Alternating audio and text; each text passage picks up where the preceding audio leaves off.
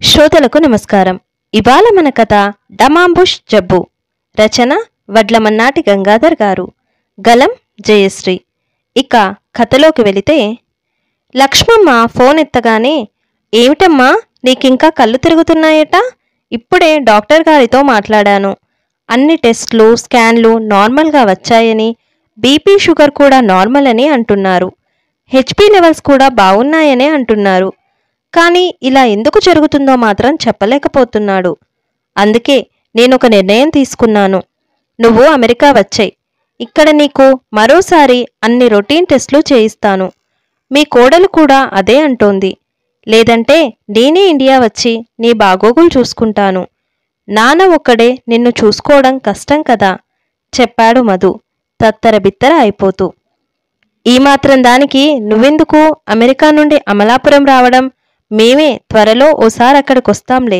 నువ్వింత కంగారు పడిపోతున్నావు గనుక నీకు అసలు విషయం చెప్పేస్తానురా. శారీరక జబ్బు కాదు, మానసికం అని ఆమె ఇంకేదో చెప్పేంతలో, వద్దు, నువ్వు నాకింకేం చెప్పొద్దమ్మా, నాకు మొత్తం అర్థమైపోయింది. నాకు తెలిసిన ఒక సైకియాట్రిస్ట్ ఉన్నాడు. ఎలాంటి మానసిక సమస్యలైనా సమోసా తిన్నంత తేలిగ్గా పరిష్కరిస్తాడు అని ఇంకేదో చెప్పేలోపు, అబ్బా అది కాదురా నాయనా, నీ చెప్పేది పూర్తిగా విను ముందు. కంగారు పడి అలా అనవసరంగా నలిగిపోకు, చెప్పిందామె. దాంతో అరక్షణమాగి అంకెల్ లెక్క పెట్టుకొని కాస్త నిదానించి, సరే ఇప్పుడు చెప్పమ్మా అన్నాడు. నాది నిజమైన జబ్బు కాదురా, డమాంబుష్ జబ్బు. అంటే ఉత్తుత్తి జబ్బన్నమాట. నువ్వు అమెరికా వెళ్ళిపోయాక నేను ఈ పెద్దింట్లో చిన్న మరబొమ్మలా ఒక్కదాన్ని బిక్కుబిక్కుమంటూ ఉంటున్నాను. మీ నాన్నతో పోట్లాడి ఆయన్ని నొప్పించి మరీ వాలంటరీ రిటైర్మెంట్ పెట్టించాను. ఆ తర్వాత కొంతకాలం చంటి పిల్లాడిలాగే అనుకున్నట్టే ఇంటి పట్టునే ఉండేవారు. తర్వాత స్నేహితులు, షికార్లు, ఆ సంస్థ అతిథిగా పిలిచిందని, ఈ సంస్థ అతిథిగా పిలిచిందని వెళ్ళి రావడం. మళ్ళీ నాది ఈ లంకంత కొంపలో ఒంటరి బతికే అయిపోయింది. సరే, ఇలా కాదని ఆయనకు నచ్చజెప్పి చూశాను. ఆయన అప్పటికి తల ఊపినట్టే ఊపి, మళ్ళీ పొద్దునికి మామూలే.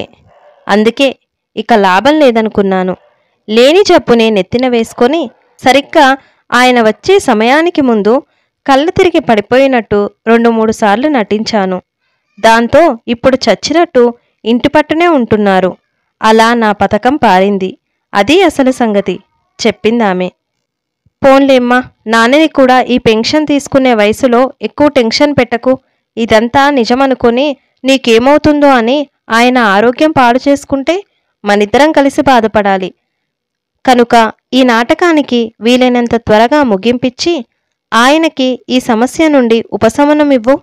నాతో ఫోన్లో మాట్లాడినప్పుడు కూడా నీకేం జరుగుతుందో అని తెగ హడలిపోతున్నారు.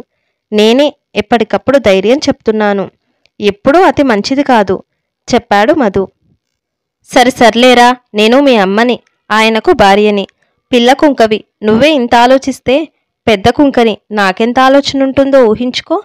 కనుక మీ అయ్య ఆరోగ్యం గురించి అంతలా అతలాకుతలమైపోకు అని ఆమె చెప్తుండగానే ఆ గుమ్మం దగ్గర ఏదో చప్పుడయింది. మీ నాన్న వచ్చినట్టున్నాడు, నేను నీకు మళ్ళీ ఫోన్ చేస్తాలే అంటూ ఫోన్ పెట్టేసింది లక్ష్మమ్మ.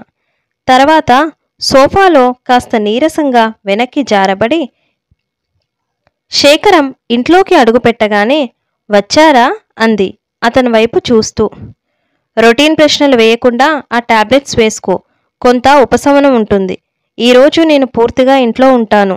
నీ రోగం అని ఆపేసి, అదే నీ జబ్బు తగ్గిపోతుందని, త్వరలోనే నువ్వు మామూలు మనిషి అయిపోతావని, ఇందులో భయపడాల్సిందేమీ లేదని డాక్టర్ గారు ఇప్పుడే ఫోన్ చేశారు అని చెప్పి ఫ్రూట్స్ తెచ్చిన బ్యాగ్ డైనింగ్ టేబుల్ మీద పెట్టాడు. పోన్లేండి, అలా అయితే నేను హ్యాపీ. మీరు పక్కనే ఉండండి, నాకు ఏ మందులు అక్కర్లేదు, చెప్పింది శేఖరం చేయి పట్టుకుంటూ. ఈ విషయం మందులు కొనే ముందు చెప్పవలసింది కదా, ఇప్పుడు మళ్ళీ అతను రిటర్న్ తీసుకుంటాడో లేదో అన్నాడు ఆ మెడిసిన్స్ అందుకుంటూ. భలేవారే, నేనేదో మాట వరుస కన్నాను. ఆ మందులు అక్కడే ఉంచండి, చెప్పింది. ఇంతలో శేఖరానికి ఫోన్ రావడంతో ఎత్తి, సుబ్బారావు, ఈరోజు కాదు, ఇక ఏ రోజు నేను మీ సంస్థ మీటింగ్లలో పాల్గొనలేను. నువ్వు కూడా రిటైర్ అయిన వాడివి. మీ ఆవిడకు సమయం ఇవ్వు. ఇలా అటూ ఇటూ తిరిగితే రేపు ఆవిడ కూడా మా ఆవిడలాగే మానసిక క్షోభకు గురైనట్టు యాక్టింగ్ అని క్షణమాగి, అదే మా ఆవిడలాగే మానసిక ఇబ్బందులు అటాక్ అయ్యే అవకాశం ఉంది అని చెప్పి ఫోన్ పెట్టేశాడు శేఖరం. ఏంటి ఈరోజు ఈయన విచిత్రంగా వ్యంగ్యంగా మాట్లాడుతున్నట్టు అనిపిస్తోంది? కొంపదీసి నా డమాంబుష్ జబ్బు విషయంగానే తెలిసిపోయిందా అనుకుంటూ అతని వంక చూసి ఓ చిన్న నవ్వు నవ్వింది.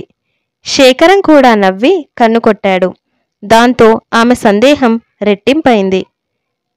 ఇంతటితో జయశ్రీ వినిపించిన వడ్లమన్నాటి గంగాధర్ గారి కథ డమాంబుష్ సమాప్తం.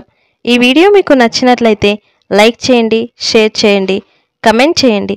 ఛానల్ని సబ్స్క్రైబ్ చేసి నన్ను ఎంకరేజ్ చేయండి. Thank you.